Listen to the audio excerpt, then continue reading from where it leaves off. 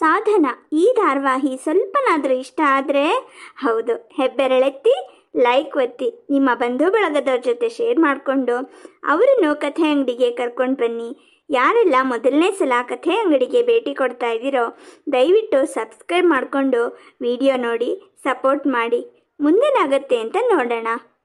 ನಾನು ಹೋಗಲ್ಲ, ನನ್ನ ಕೈಲಾಗಲ್ಲ, ನಾನು ಬೀಳ್ತೀನಿ, ಏನೇನೋ ಹುಚ್ಚು ಕಲ್ಪನೆಯಲ್ಲಿ ಮುಳುಗೋಗಿದ್ದೆ. ಈಗ ನೋಡು, ಈಗೇನು ಹೇಳ್ತೀಯಾ? ಹೌದು ಪ್ರಣವ್, ತುಂಬ ಭಯ ಆಗಿತ್ತು. ಆದರೆ ಈಗ ಆ ಭಯ ಸ್ವಲ್ಪ ದೂರನೇ ಆಯಿತು. ಏನು ಸ್ವಲ್ಪ ದೂರ ಆಯ್ತಾ? ಅಂದ್ರೆ ಇನ್ನೂ ಭಯ ಇದೆ ಅಂತ ಆಯ್ತು. ನೋಡು, ಪ್ರತಿ ಸಲನು ಯಾರು ನಿನ್ನನ್ನ ಪ್ಯಾಂಪರ್ ಮಾಡಲ್ಲ, ನೆನ್ಪಿಟ್ಕೋ. ಇವತ್ತೇನೋ ಆಂಕರ್ ಸುಶ್ರಾವ್ಯ ಅವರು ನಿನಗೆ ಸಪೋರ್ಟ್ ಮಾಡಿದ್ರು, ಕರ್ಕೊಂಡೋದ್ರು, ಎಲ್ಲ ಸರಿ. ಪ್ರತಿ ಸಲ ನೀನು ಹೀಗೆ ಹತ್ಕೊಂಡು ಕೂತಿದ್ರೆ ಅವ್ರು ಸಪೋರ್ಟ್ ಮಾಡಲ್ಲ, ಅವ್ರಿಗೂ ಕಿರಿಕಿರಿ ಆಗತ್ತೆ, ಗೊತ್ತಾಯ್ತಲ್ಲ? ಇಲ್ಲ ಇಲ್ಲ, ಇನ್ಮೇಲೆ ನಾನು ಹೆದರ್ಕೊಳ್ಳಲ್ಲ, ಆರಾಮಾಗಿ ಹೋಗ್ತೀನಿ. ಈಗ ಸುಮಾರು ಧೈರ್ಯ ಬಂತು. ಹೀಗೆ ಹೋಗ್ತಾ ಹೋಗ್ತಾ ಧೈರ್ಯ ಬರುತ್ತೆ. ಸರಿ, ನಾನು ಆಫೀಸಿಗೆ ಹೋಗ್ಬೇಕು. ನೀನು ಹೋಗ್ತೀಯ ತಾನೆ?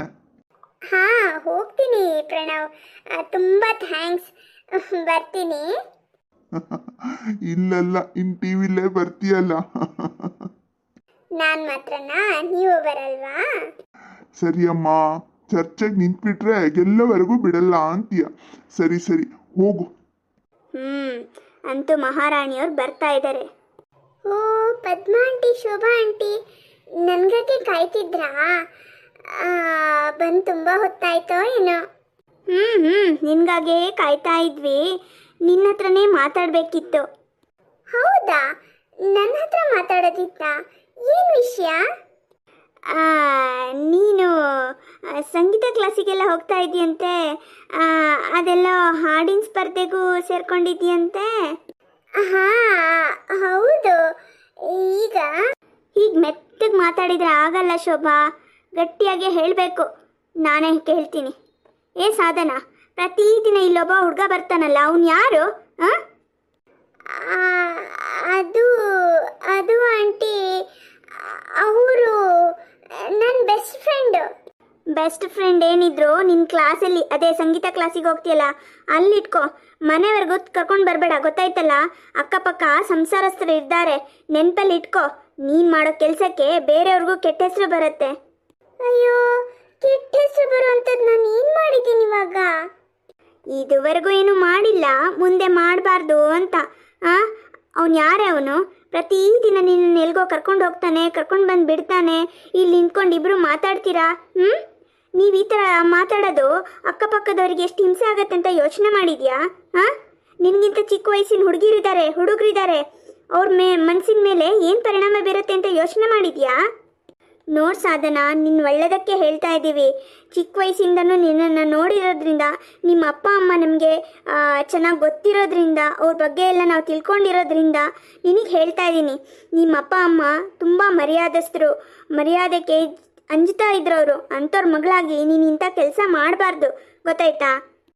ನಾನು ಏನು ತಪ್ಪು ಮಾಡಿದ್ದೀನಿ ಆಂಟಿ?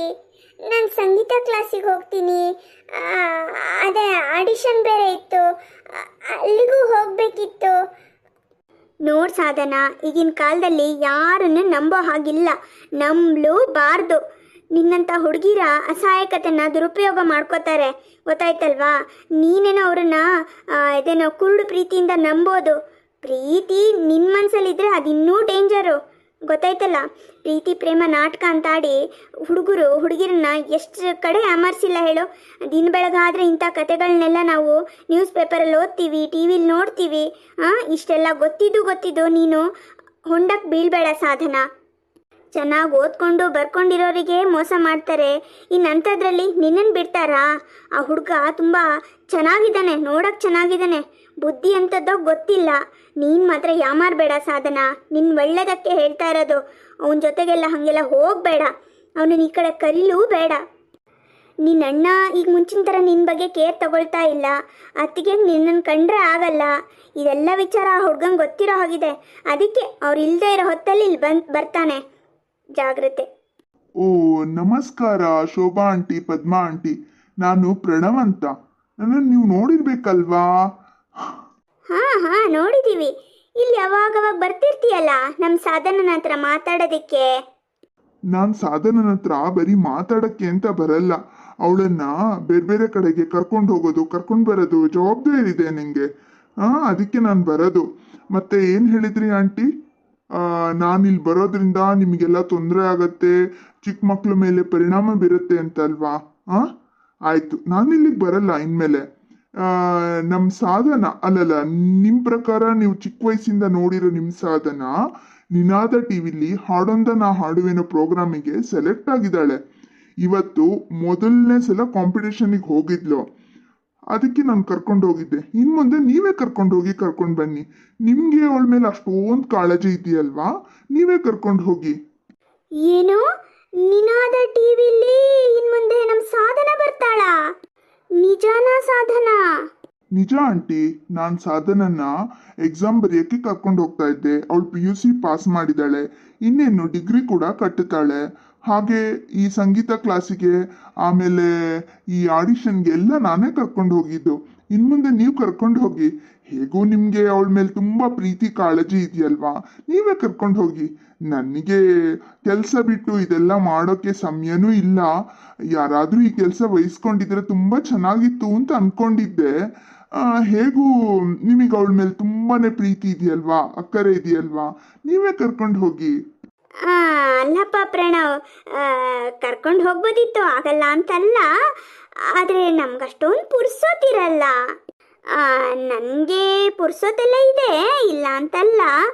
ಆದರೆ ನಾನು ವಯಸ್ಸಾಗಿರೋ ಮುದುಕಿ, ಇವಳನ್ನು ಹೇಗೆ ಕರ್ಕೊಂಡು ಹೋಗೋದು? ಅದು ಇವಳು ಈ ಪರಿಸ್ಥಿತಿಲಿದ್ದಾಳೆ. ಹಾಗಾಗಿ ಇನ್ನೊಬ್ರಿಗೆ ಸಹಾಯ ಮಾಡಬೇಕು ಅಂದಾಗ ಸಮಯ ಇರಲ್ಲ, ಪುರ್ಸೋತಿಲ್ಲ, ವಯಸ್ಸಾಗಿದೆ, ಇಂಥ ನೆಪಗಳೆಲ್ಲ ನಿಮಗೆ ಸಿಗತ್ತೆ.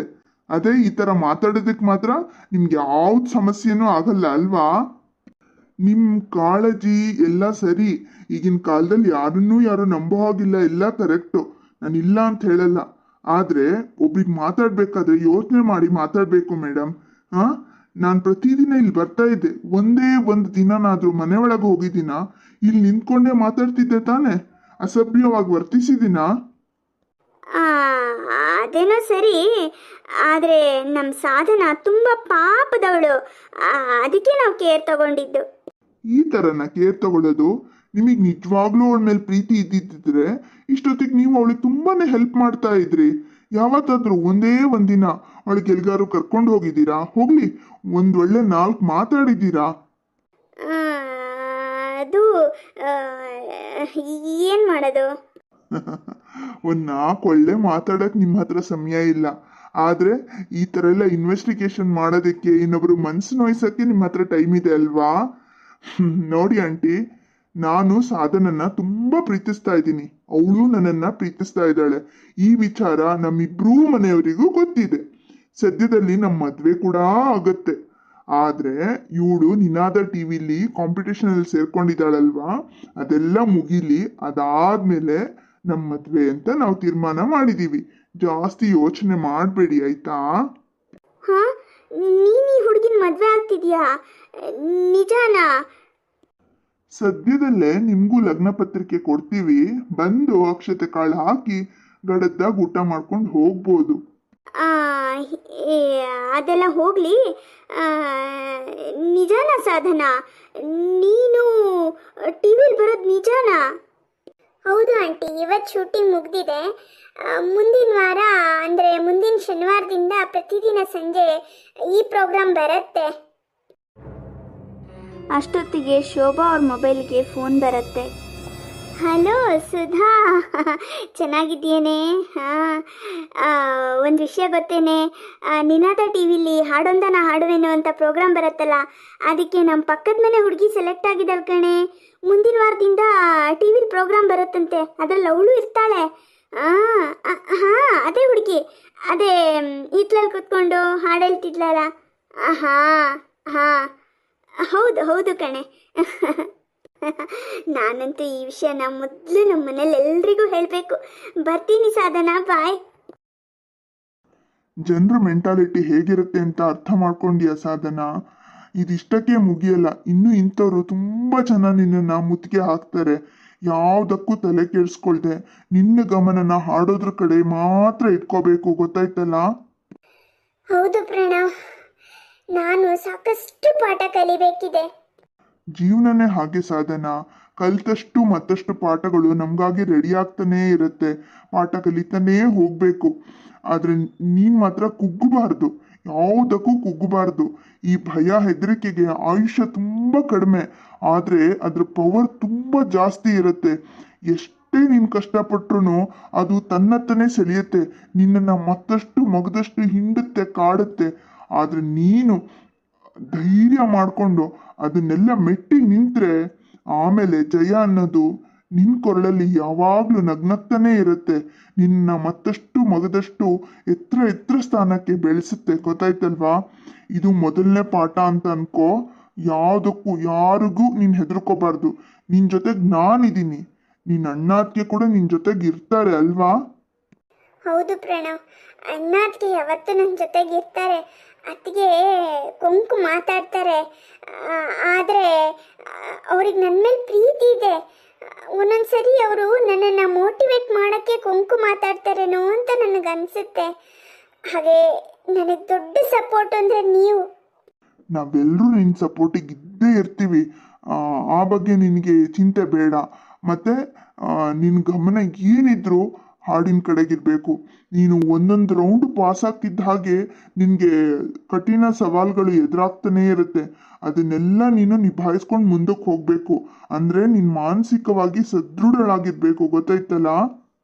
ಖಂಡಿತ ಖಂಡಿತ ಪ್ರಣವ್. ಸಾಧನಾಳ ಮುಂದಿನ ಗುರಿ ಏನು ಅನ್ನೋದನ್ನು ಮುಂದಿನ ಭಾಗದಲ್ಲಿ ನೋಡೋಣ. ಲೈಕ್, ಶೇರ್, ಸಬ್ಸ್ಕ್ರೈಬ್ ಮಾಡಿ ಸಪೋರ್ಟ್ ಮಾಡೋದನ್ನು ಮರಿಬೇಡಿ.